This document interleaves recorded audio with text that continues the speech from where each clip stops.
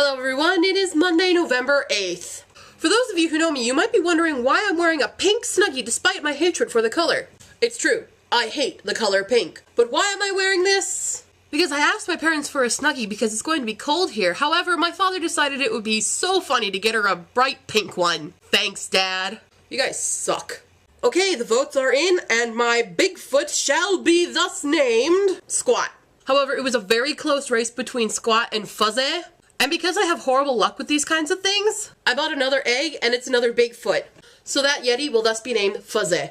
Squat and Fuzzy. Huh. Sounds like an interesting name for a comic. Emily? Today I have one topic I'd like to talk about before I get to questions. What it means to be a public servant. For those of you who don't know, an ALT and any teacher in Japan is known as a public servant. Public servants get paid a lot of money. However, there's a lot of prices that come with this money. Because we're a public servant, people are always watching us, and we have to be really good examples to the rest of society. And we are told about several things that we should not do in public or in front of our students, really. Things like crossing the street before the little green dude lights up. Seriously, we can't do that. If our students saw us, we'd be a bad public servant. Other things we can't do that a lot of people seem to come to Japan to do is party hard.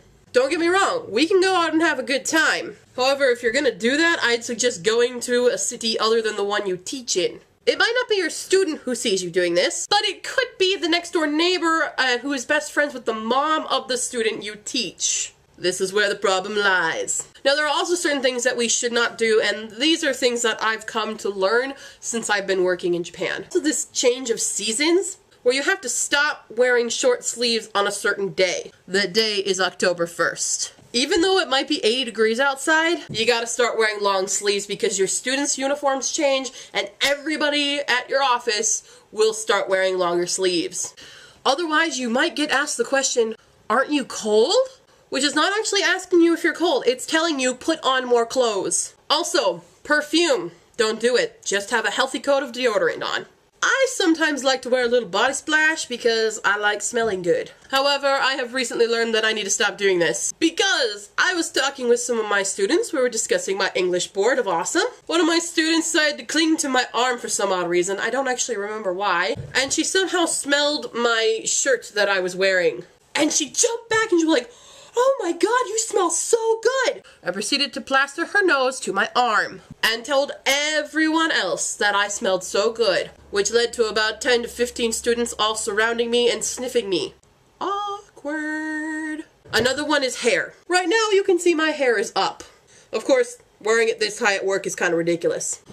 All your students, if they have longer hair, they have to wear them in like pigtails or a ponytail or something. It has to be up or away from their face. They can't leave it down unless it's really short. Same rule goes to teachers. Now lately, because it's getting colder, I just leave my hair down and I put a few barrettes in it because it keeps my neck warm.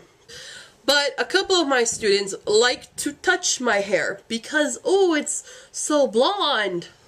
To Japanese people, this hair is blonde, it is not brown, even though I clearly know it's brown. No, it looks kind of blonde. Maybe it's got a blondish tint to it. They really like touching it because I have very smooth, chic hair. Because I use Tsubaki. Today I was asked a very disturbing question. One of my students asked me for a lock of my hair in exchange for a lock of hers. Now don't go jump into voodoo conclusions on me, people. But she wanted to put it in her hair like a clip, so she would have a bit of blonde hair in her hair, and thus assume that I would have a bald spot, which she would compensate for with her very black hair. I just kind of laughed that one off and walked away.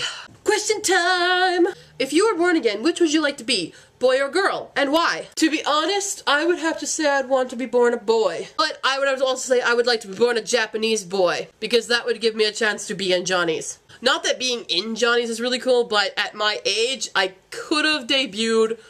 Maybe not with Arashi. Crap, that would make me cartoon. Never mind, scratch that. I'm good with being a girl. Have you been to Akihabara yet? If so, what is your favorite place? And if not, why haven't you gone? Sadly, I have not been to Akihabara yet. The reason for which is because I just have not had the time. However, this winter break, I will be going to Akihabara with my friend Nino, to which I will report my favorite place then. How old are you in dog years? Okay, I'm 23 years old in human years. A dog is 1 year times 7, so I'm like 3.5. What's the one thing that the US could learn from Japan, and what's the one thing that Japan could learn from the US? This is what the US could learn from Japan. As for what Japan could learn from the US, insulation. Alright, I'll see y'all tomorrow. Bye-bye. I kind of want to figure out how many people are actually watching these videos. So if you are currently watching this video, just hit the like button or comment, either or, but don't do both. Because that'll just mess up my numbers. This is called a cupcake. You put this mix in a cup and it makes a little cakey for you. I think this is hilarious.